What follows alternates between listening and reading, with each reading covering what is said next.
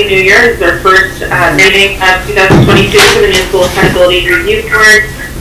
Thursday, January 13th. We're calling our meeting to order, and I want to extend best wishes for a successful, happy, and healthy New Year to all of you today.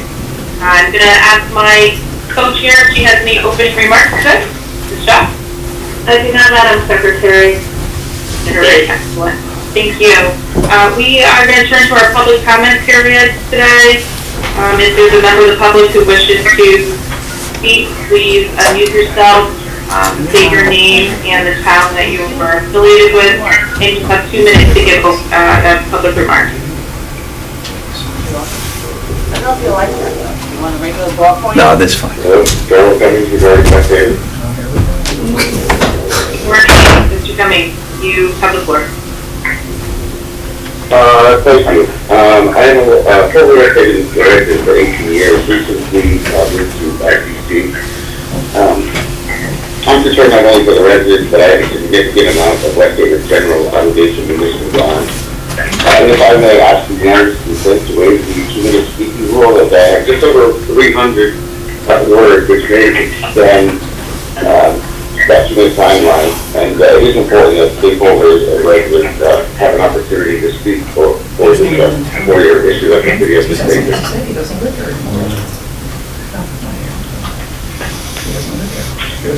Yes? Yes, please proceed. Okay. All right. The residents of West Haven are concerned and frustrated as the members of the board regarding the lack of action and transparency, the constant promises from the administration without delivering, and the rosy assessment. In regards to transparency, in October, the finance director reported to the city council that the city anticipates a $2.2 million surplus for the 21 year, while at the same time forwarding communication to the MARB board, stating that there's an expected deficit of $1.8 million without the $4 million restructuring fund, which the finance director and the mayor was aware that the board was considering holding back. There's a rosy picture given to the residents, and reality is a different story. In regards to promises, the mayor stated to the board and city council that an ARPA plan would be delivered to the council for review and 2 public sessions prior to submission to the Treasury Department, which is required by the 31st of October. I'm sorry, 31st of January, which is in 18 days. Nothing has been delivered. The mayor states that no ARPA funds have been used yet, but if you refer to page 10 of the present budget, it shows a $1.575 million line item used as ready. If it has been replaced by the additional private or distressed municipality, that is fine. The mayor herself cannot do that. The only board that can do it is the city council. There has not been a request that the board budget related to that. It's another example of the administration refusing to act within proper procedure. There is further concern about the ARPA fund. The Treasury Secretary, Jackie Allen, has, in her guidance to the formulation of a plan, states that residents, community leaders, business owners should be meeting to decide, quote, the appropriate use of the fund. Bottom up, not top down. We don't past performance is not indicative of future results. But if we look back to the CARES Act, less than 72 hours after the City Council approved the resolution to accept and expend the CARES Act funds, city employees received large checks, which currently are still under review. Although Treasury guidance in regards to that, the premium payment should go to, quote, the lowest wage earners first. That also did not occur. Based on the city's lack of action, your board, MARB, should be treating the city similar to a parent-child relationship.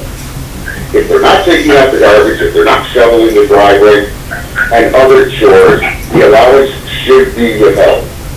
So I would recommend, and I conferred upon my return earlier this week to West Haven with others, I would recommend that the board withhold the $4 million, or at a maximum, provide the $1.8 million to make the city whole, So he doesn't pay taxes? retain the remainder of the $2.2 million, move the city into Tier 4, appropriately fill the position necessary, install an interim qualified city manager to protect the city from potential Fed clawback in regards to ARPA funds, and change that culture within City Hall. The residents have been and are still relying on board members. And I thank you for your time. Thank you, sir. Secretary, could I please put everybody on mute and stop the interference, and then have everybody, those that are speaking of board members, come off mute? Yeah, correct.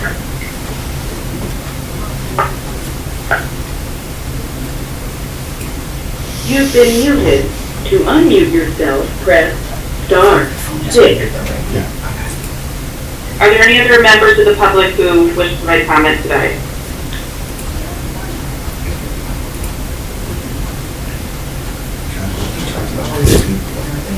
Okay, seeing none, we'll close our public comment portion of our agenda. Next up is the approval of the minutes for the December 1st, 2021 regular meeting. Is there a motion? Move. Bob White. Thank you, Bob. I second that. Thank you, Christine. Moved and seconded. Any discussion or edits to the minutes? Okay, seeing none, Julian? Yes, and as I call members' names, just don't forget to unmute yourselves. Mr. White, Yes. Mr. Luxembourg, Yep.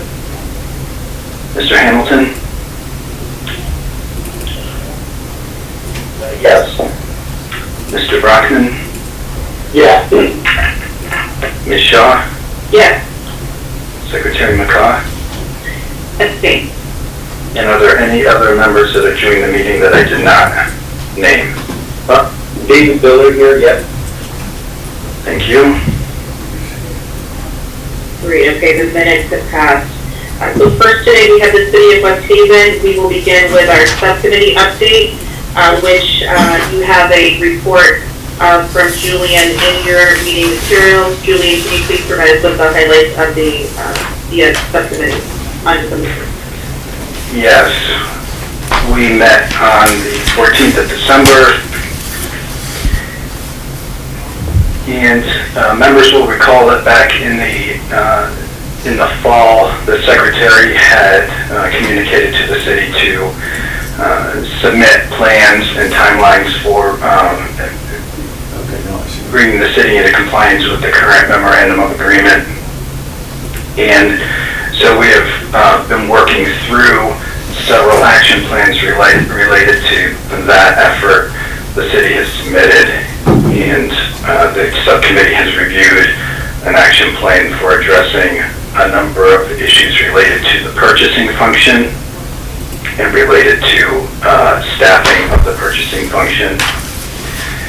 The subcommittee also received an initial action plan addressing information technology infrastructure and security measures, and that plan is in the process of being revised based on some feedback that the city received. And the next area to address from the MOA is the action plan to address the human resources findings from a consulting report that was issued back in 2019. That plan is in draft format and will be submitted to the subcommittee in the upcoming meeting later this month. So we have various action plans at different stages of development that address requirements within the memorandum of agreement and to address any outstanding, well, I should say, certain outstanding items in the city's audit findings from the last 2 fiscal years. There are some, I'll just hit this item now, within the corrective action plan, there are remaining open items related to pension investment and pension fund management that remain open and have not been taken up through these other action plans. The subcommittee also received an update on various open positions, the plan for staffing a full purchasing office, and the plan there was to create a procurement director position and to restructure an existing position, which was hired approximately a year ago, for purchasing director, to restructure that as a purchasing specialist who would report to the new procurement director. That position is fully funded within the existing budget. The new procurement director position is proposed to be funded through the additional pilot funding that the city has. There was an update on the accounts payable position, which had been recently filled with an internal candidate, which in turn created another vacancy for a junior accounting position. And we received an update on the human resources generalist position, which is in the process of being recruited. And then lastly, we touched briefly on the city's developing plans for use of ARPA funds. At this point, there is not a plan in place. City staff have attended various presentations, workshops, to better understand the requirements, but at this point there is no plan, at least as of the subcommittee meeting, there was no plan in place. And our next meeting is scheduled for the 25th of January.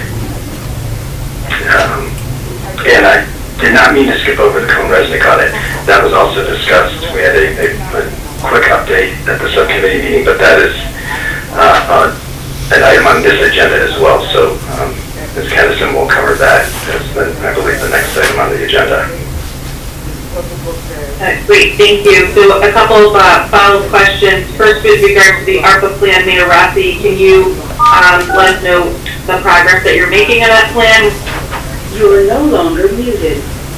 to be submitted and when you intend to send to the city council? Good morning, everyone. Yes, we are working on the plan. As everyone, I'm pretty sure, knows, the Treasury just released the final rules last week. I have been on a few webinars myself regarding difference now in lost revenue and how they are counting and giving options for it. I have been working, I have a plan that's just in draft with our grants administration, and I have several projects. I'm also putting together a group of professionals, if you will, to go over this and assist as well. I'm just waiting for all of their ethics forms to be complete, and then we'll be having an organizational meeting, not this coming week, but the week after, to put them in place. And then we will be going through and looking through this before I turn it over to City Council. I want to make sure that I do my due diligence and we do what we're supposed to be doing on the executive branch. Thank you, Mayor. And Mayor, the plan should be submitted to March simultaneously so that we are aware of the intent for investments and how you satisfy compliance with Treasury guidance. So if you could make sure that that comes over, that'd be greatly appreciated. Yes. With respect to the MOA, on the purchasing and AP, I'm glad to hear that you sold an internal candidate. I wanted to confirm that the backfill of the junior accountant is something that will be a priority for the city. That is correct, Secretary McCaw. Frank Chaplinsky. Bob Ziskowski and I have met with 4 candidates this week. We are scheduled, I believe, to meet with the final candidate on Friday. Our intention is to have that position, at least an offer extended by the end of next week. Great, thank you. And with respect to the purchasing and AP final plan for implementation, and I believe in the subcommittee a timeline, when do we expect to see that, Frank? I believe, Michael, that final plan, that's been completed, correct? Let me come over. Michael will come over and give you a quick update. He's been spearheading that. Julian, feel free to jump in. I didn't know if you could hear me or see me, I was on the other side of the room, but anyway, this is Michael Malone. We had sent a draft of the purchasing manual up to Julian to look at, and he gave us some guidance and suggestions, which were very helpful anyway. Yesterday, we completed the final draft, and the only thing that waits for its transmittal to the staff is I wanted Frank to take one last look at it. So as soon as he's okay with it, that will go out to the entire staff of employees in Cheshire. So what they will have received, I'm sorry, just the department. Yeah, the West State, what I said? You said Cheshire. Cheshire, I'm sorry. I'm sorry. 28 years, it's hard to forget. Anyway, it's not going to Cheshire, it's going to West Haven. Anyway, we had sent out about 3 weeks ago, just to give you the background, and then we're going to go through this in detail at the committee meeting in 2 weeks. But anyway, we sent out the complete training manual and guidelines for the Munis system and sort of an overview of purchasing as it relates to Munis. That's been in the hands of the employees for about 3 weeks. We're starting to work, Frank's starting to work with some of the employees to get them trained, and that's going to be, I guess, more aggressively pursued next week because our IT department has been transferring all of our employees over to the new release of Microsoft, so that has taken up their time. So they have the guidelines. The employees have the guidelines for the Munis system. They're reviewing it and so on. Now, what we're sending out to them to complement that is the purchasing manual, which basically covers the alphabet soup of issues, the problems, and processes that they'll deal with, such as bidding, RFPs, and all the other things that we wouldn't address necessarily in a training manual. So that has been finalized. That was a point of discussion at the last subcommittee meeting because it was a little late in meeting the deadline, simply because of a lot of issues in trying to clean up the document. But anyway, it's finalized for all intents and purposes once Frank looks at it today, and then it will be sent out to the key staff throughout the city. And then what will happen from there is there'll be a training session in addition to the Munis training session where we'll be sitting down with staff to review this manual, go through all of the guidelines, and hopefully answer any questions they have to ensure that there's compliance, and also use it as an opportunity to make any corrections or changes that they see fit. But as long as Frank approves it, this copy will go up to Julian in the next day or so.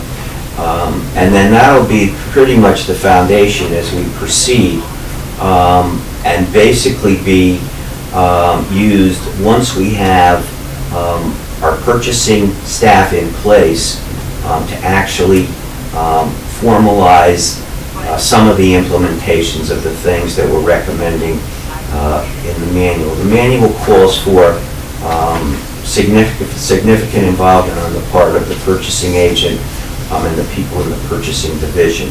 So it's incumbent upon us to get those positions filled as soon as we can, so that some of the references that we make in that manual are in fact legitimate, where they can go to people for guidance and where we have people on board to take certain actions that we are outlining. So that's kind of a long summary of where we are at this moment, but at least the pieces are in place, and now it's a matter of the training and the education and professional development portion of this, which is really going to be where the rubber meets the road. Good question, Secretary. Sorry. Can you give us can you give us an update on the purchasing positions? Yes, Have they been posted? Where's the status? they have been posted. The purchasing director and the buyer, both positions have been posted. The formal approval from the city council has not come yet. They held it in committee at the last meeting, but we are moving forward. The council does know that these are extremely important positions, and I have indicated where the funding is coming from. I have provided descriptions of the duties and an analysis and a summary of why these positions need to be hired immediately. Thank you, Frank. Can you please forward us a copy of what you provided to council? I'll be following up with formal correspondence as well to indicate the importance of prompt action. Absolutely, Madam Secretary.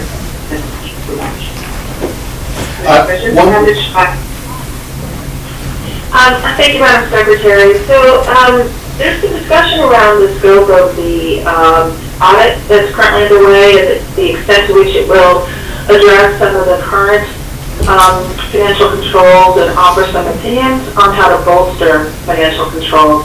And I'm wondering if Mr. Malone can comment when you describe the training and the preparation of the manual that's currently underway, the munis training, to what extent does that approach to the new training reflect some of the observations of the auditor? Because I don't think that there's been a formal or conclusion of what their findings have been. And Christine, can I clarify? Obviously, we have their standard financial audit, and we have our home resident audit as a result of the suspicious activity that has occurred. Which one are you referring to? I'm referring to the audit that I understood would address some of the issues that gave rise to the misappropriation of the funds, which extends to the concerns expressed about the internal review and approval of invoices and the like. So it's the audit that was, it's audit. Okay, go ahead, Frank. You can answer Christine's question. The next agenda item is a full update on the home resident audit, which Ken Kennison will provide to the board. Sure. Good morning, Ms. Shaw. So as part of this training, even though we did not have the formal findings of the audit, what we did do was spend several hours with Tyler Technologies.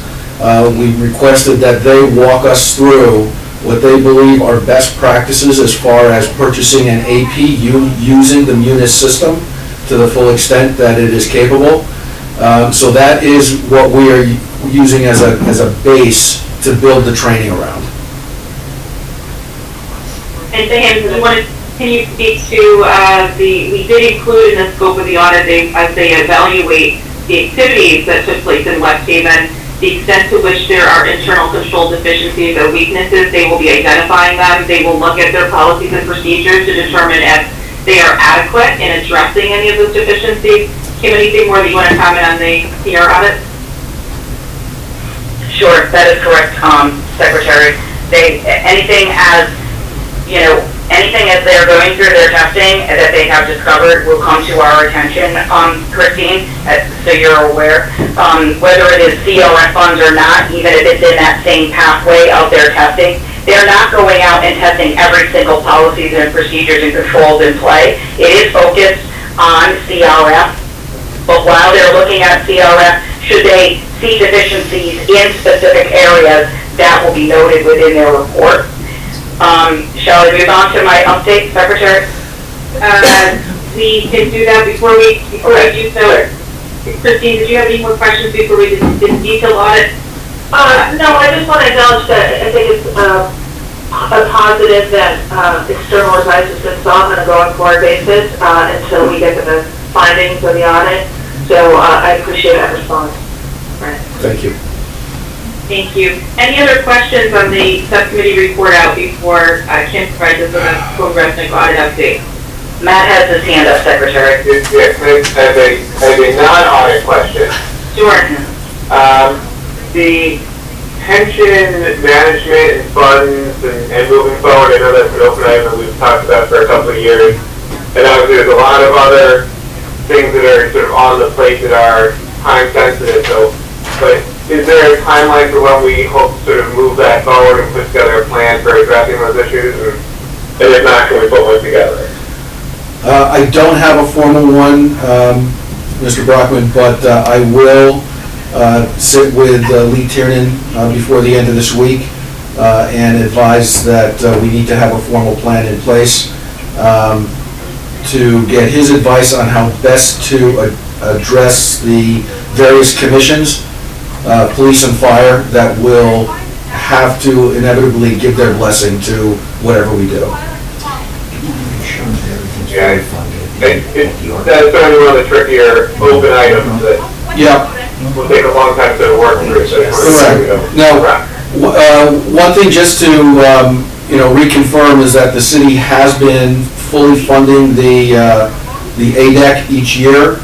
And with the Allentown fire for the past 2 years, they have made additional contributions, as I'm hoping they will, well, they are this year, but as the pilot monies and state monies came in heavier for Allentown as well, I'm drafting up a recommendation to the council to actually make a larger contribution than we originally had in the budget. Two fire districts. And the two other fire, thank you, Michael, the two other fire districts are doing the same. Well, we all know that this is going to be an open audit finding again this year, and probably will record a repeat because attention has not been able to be put in this area. One of the requests that the secretary had to the mayor on her letter in November the 15th of 2021 was for the city to provide the secretary with a list of a timeline updating when these deliverables would be coming through. So Frank, this is not a new item.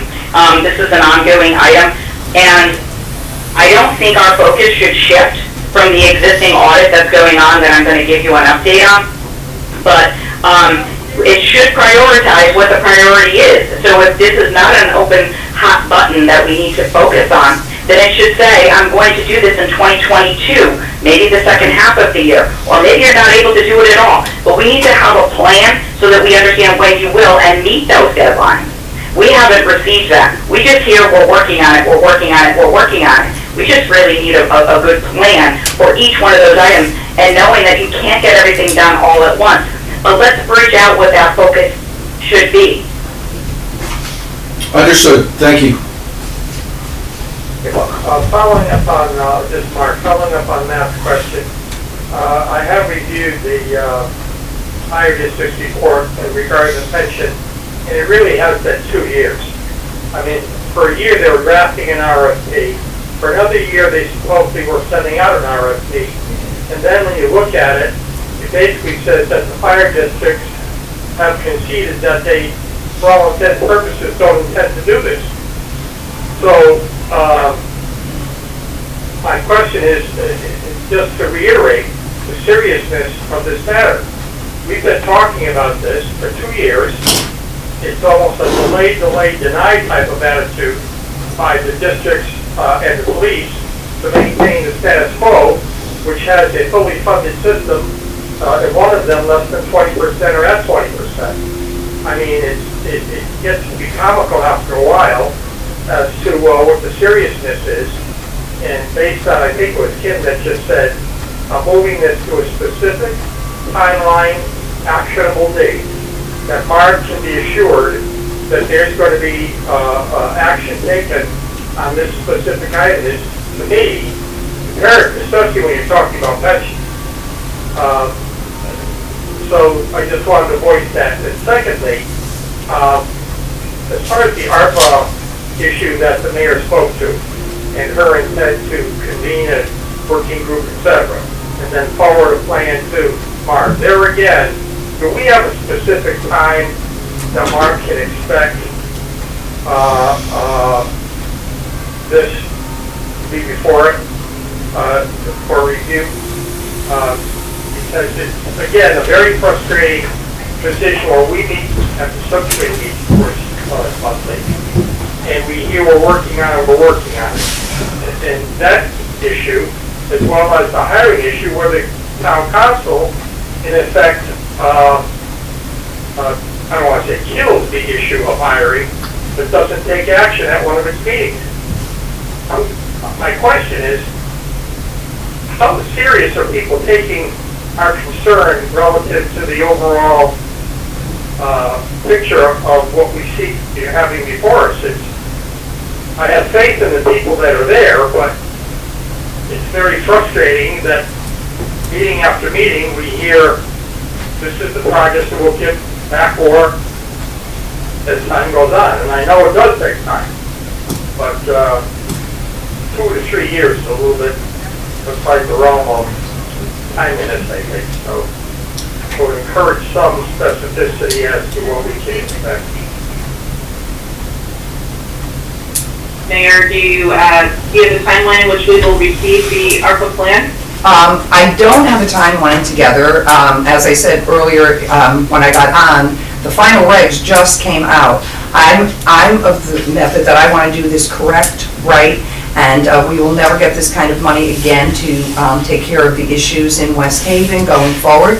So as I said, I've reached out to CCM. I'm waiting on some information from them as well. My understanding is a lot of municipalities are in the same situation as myself. There's very few completed plans that have been passed by the legislative body and their legislative body gone forward. So again, once I get the team together, I will, like I said, I will forward you the plan, so then you'll have the plan, but the timeline will definitely be there. I think that two things are particularly important. First, I want to note that Treasury has been providing guidance since July of last year, and they keep clarifying further. However, I mean, the general terms of use are not significantly changing. So I respect the fact, and I encourage you to ensure full compliance. So number one, I think it's important that the board gets an assurance that no funds will be expended until the city council has affirmatively voted on the plan, and that MARB has had an opportunity to comment. Just to ensure that we're also in agreement that use is consistent with Treasury guidance, particularly as we have an open audit that is underway. So Mayor, I'd like your assurance on that. And then secondly, as we go into the next subcommittee, if you could prepare a timeline, and Frank has a couple that are on his plate pertaining to the open MOA items that need to become very specific. Here's when we'll have a final action plan. Here's a hiring and deadlines for when you seek to achieve that, and build ARPA in as well, so that the public can see that there's accountability and expectations for delivering these products. And you have something to measure yourselves against. So that would be my request, but I do think it's important for the board's confirmation from you that we will not see any dollars expended until council approves and MARB has had a chance to comment. And just so that you know, absolutely no dollars have been spent, and actually to give more reassurance to the city council, I have Frank taking I don't want to say a picture of the bank account. The only change has been is that we are earning interest during this time frame, but we have not spent any dollars. I don't intend on spending any dollars until a full plan has been put into place. Whether or not we reserve some money for future use, not knowing what's going to happen in the future with the pandemic and things like that. And I will say, I agree with you, I've been reading on the Treasury guidelines, and yes, it has been coming out, but one of the major changes this particular time was the loss of revenue, and how you don't necessarily have to do that complicated exercise, if you will. You can do the 10 million. So I thought that was, a big deal, and something that we're exploring at this point to see which one is more, advantageous to the residents, that would give us, the most bang for our buck, if you will, to take care of this, because as I said, we do have a lot of need in West Haven, and I think that this is welcome, this money to do some good things for the residents. Thank you, Mayor. And finally, we want to make sure that you have sound policies and procedures in place before spending. So if you have approval of the board and MARB is comfortable with how you're utilizing the funds in compliance with Treasury guidance, the last requirement is that the procedures are in place to avoid any concerns about activity. Obviously, the results of the audit report will be very important, and an assessment that the procedures you're putting in place are adequate to prevent any mishappenings occurring in West Haven before spending. Frank, I see your hand up, and then we'll move on to the next agenda. Yes, Madam Secretary, I just wanted to confirm that the council did in fact pass a resolution that no spending would be done until a formal approval by themselves. And as part of their normal monthly financial package, the monies within the ledger itself are in distinct funds. So the reports that the mayor were referring to was a balance sheet report that shows them the deferred revenues that came in and the balance in the fund being exactly the same, indicating that nothing has been spent yet. Thank you so much, Frank. If there are no other questions on the subcommittee update, I'm going to turn it over to Kim to give us an update on the Cone Resnick audit. Thank you, Madam. So we had a brief conversation this week to get an update from Cone and learned that Cone Resnick has received 90% of their requests from the city of West Haven of all the items that they have so far requested. There seems to be delays as far as providing the information, and that information that they've requested should be readily available, is what I'm told. But it doesn't seem like that the city is not providing that information as being deliberate. It seems as if that there is a lack of focus or conflict of priorities, conflicting priorities that is causing the delays, and or maybe a lack of urgency. But there should be an urgency in this matter. Cohen will be looking to be on site again in the next week or week and a half, and their plans are to complete all of their field work and gather all of their materials by the end of this month so that they can begin drafting the report. Now, in order to do that, it's going to require that West Haven puts their attention and focus on this matter. Now, the real importance of this is the timeline. That West Haven's own auditors, Clifton Larson and Allen, will begin their audit field work the first week of February, is what I was told through Cohen. And so therefore, Cohen's testing must be completed prior to CLNA actually starting their audit, because we know that the city will then definitely struggle with providing information to two auditors. So I'm asking, I'm sure this board is asking, that the city of West Haven provide Cone Resnick with all of their outstanding items as soon as possible. In addition to that, once Cone is able to complete their drafting of the document, we should then be able to see a final report within 30 to 45 days. But they're not able to even begin drafting until they complete the testing and the field work. That's all, Secretary. Thank you, Kim. Question on the update on the Cone Resnick audit.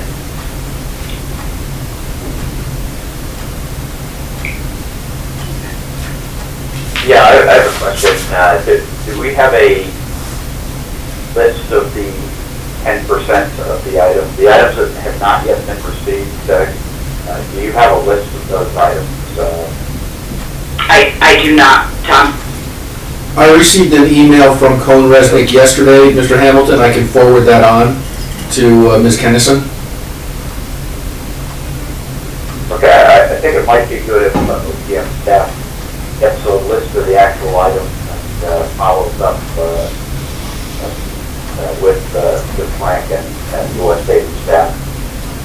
So, Tom, to be clear, Cone Resnick in past, when they've run into issues where they were concerned about responsiveness, they will pull OPMN and put us on copy, and we do that follow-up directly.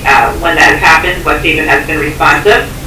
So we will get the list, and obviously Mayor Rossi and Frank, it's all hands on deck to produce these materials so that they can stay on schedule, and you can ultimately stay on schedule for audit. So Cone brings us in when they feel that there's a challenge with getting responsiveness, and we'll certainly obtain the list. But I'd like to be reassured from Mayor and from Frank that, expedited attention will be placed on closing down these few items that are remaining. Absolutely, absolutely. And I'll take responsibility for that. I have been the point person pulling information in, so I didn't have to pull the team off of the normal audit activities that they were trying to get for CLNA, as well as the upcoming budget cycle. So the bottleneck is me, and I will address that. And Cohen did respond that when asked and pushed to shove, they did get materials on that same day. I think we know you have a lot on your plate, but there's a lot riding on this, and, you obviously need resources and ARPA to get out to your community that's in need. Those dollars can't flow. There are legislators, the governor is very interested, so we would really appreciate that being your top priority. Thank you very much, sir. Any other questions on the Cone-Resnick audit update? All right. We're going to do the monthly financial report for November 2021, and Rick, I'll turn it over to you for overview. Thank you, Madam Secretary. So you should have the report. The revenues, you'll see that we are still projecting in excess of the budget. That is being driven by the new pilot calculation, as well as some sale of assets. You'll see on page 2 of the report the individual line items, the increases, decreases. We are projecting a decrease in the Parks and Recreation, again, as the pandemic and other activities prevent large gatherings of people. Tax collections are in line with prior years. We have not changed any assumptions around tax revenues. So those are coming in. On page 4, you'll see a breakdown by department of current forecast versus the budget. Some departments you'll see are well over budget. Some of that is coming out of Public Works. You'll see on the bottom in the city insurance, we have seen some very large claims come through for general liability. So I'm trying to reach out to the risk manager to see if we can get an understanding. We're seeing it both on the city side and on the sewer side. So when we get to the sewer department, you'll see that that is driving the projection for the sewer fund into a bit of a deficit. So I'm trying to get an understanding around that as to why we're seeing such high impacts there. On page 5, you'll see the same numbers broken down, not by department, but by functional area, being wages versus travel, etc. Overall, I made a comment last month or the month before that overtime is up, but you will see that a big portion of the reason of that is that there are positions that haven't been staffed. So we're seeing savings in the regular wages line offset by overtime. And again, on the roughly mid-page there, you'll see the health and general liability insurance. I'm projecting $250,000 negative impact against budget. For the entire year, and then I'm sorry, on page 6 is an update that I received from Matt and the Board of Education. So as they continue to refine those numbers, we will provide that to you as well. Page 7 you'll see is an update on the city as a whole. We are still projecting a surplus, and again, that is being driven entirely by the excess pilot funds, the over budget pilot funds that are coming in due to the new calculation, and that is offsetting the unfavorable expenditures that we're seeing. From the sewer department, again, revenues are in line with prior year. We're not seeing any real surprises there. You'll notice on page 9 of the, I'm trying to find it here. I think it's buried in health and general liability insurance. Well, we are seeing some very heavy claims there. I am projecting that, I'm sorry, it shows in there, yeah, health and liability. So I am projecting on page 10, you'll see an overage to budget. And again, trying to understand what's actually driving that. If it's real or not, if it's prior year claims that are now just flowing through. But when the budgets were built, we did use a 3-year history to project, and of course, the nature of insurance and liability claims, that isn't always the most exact science, but it's the best we have to go off, and these claims are higher than I've seen over the past 4 years. So we are digging into that. Allentown, as I mentioned, the revenues that are coming in from Allentown are over budget, and that is, again, attributable to the calculation around the pilot funds. This particular report does not reflect additional contribution against the pension because it has not been approved by either the Allentown Fire Commission or the City Council. One thing I will note is that in the city forecast, I have in fact included the hiring of a director beginning in, I believe I have it in March. So that allows us a month and a half to go through the hiring process. The costs for the current consultant are layered in there, as well as filling in the buyer. So from that perspective, I believe those costs are accounted for. And with that, I'll entertain any questions. Thank you, Frank. Frank, on the general fund resolution expenses, you're projecting about a $1.4 million surplus, and you're still carrying contingency of around $1 million. So at this point, up to $2.4 million could potentially left absent any other changes. Is that correct?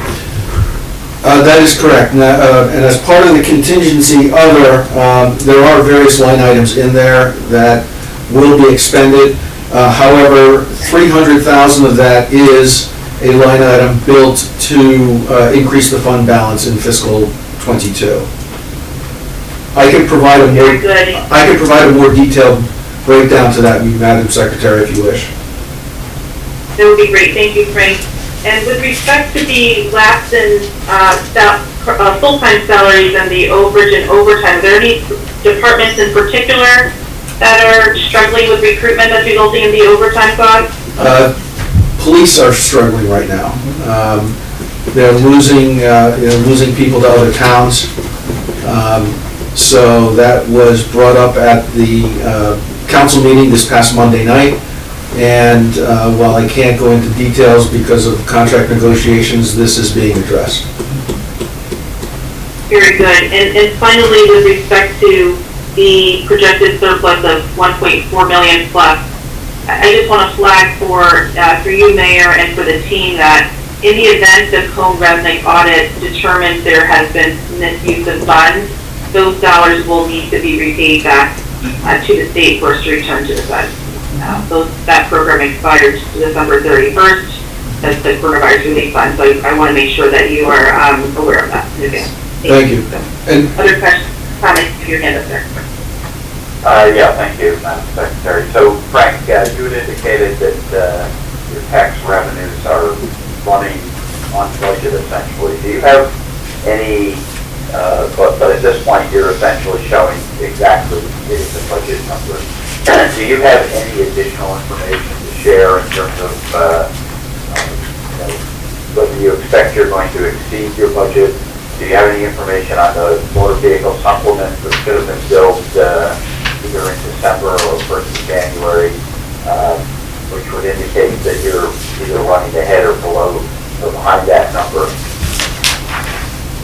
The only thing I have, sir, is the line item detail on page 2, which breaks out the individual lines. As I go through to put this together, one data point that I'll use to evaluate the overall tax revenues is the table on page 3 that looks at where we are at any given point in time compared to the projected year-end tax revenues. And that compares against the prior 4 years.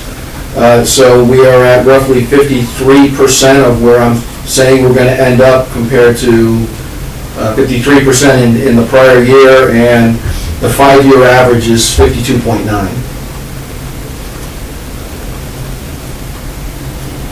Okay, I think that's helpful. It would be good to get some information on your supplemental motor vehicle, and after your January election, which you probably don't, get the final numbers until, first or second of February, but looking at those numbers, I think, could be useful as well.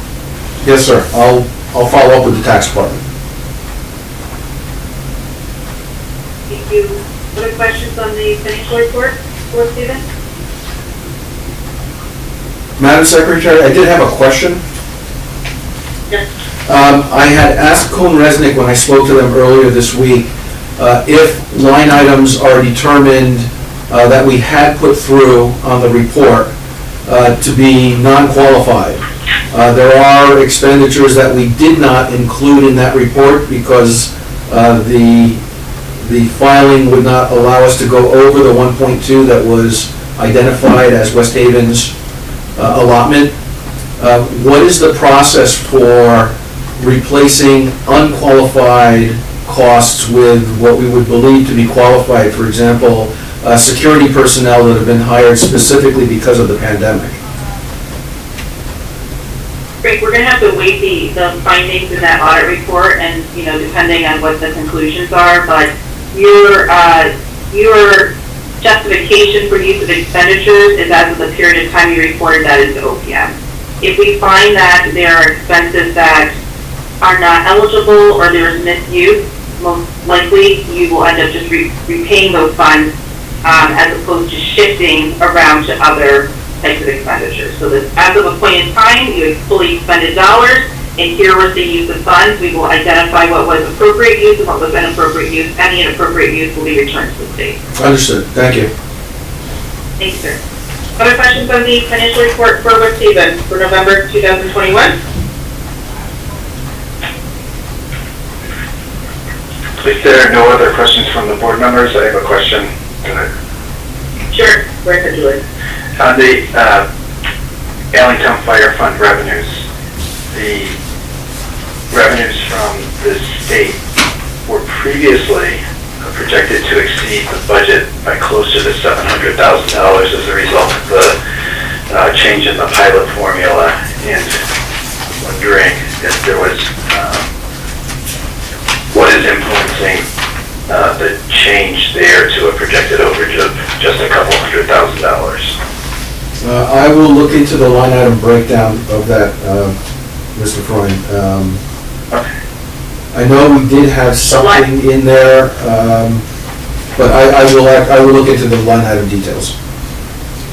Okay. The line item that you need to focus on is the federal and state grant line item that says non-MARB. It went last month. The projection decreased by $770K. I will look into that. Thank you. Thank you. Other questions about the financial report? Okay, very good. Tina, we will move on to the City of Hartford. Julian will do the follow-up on the items in the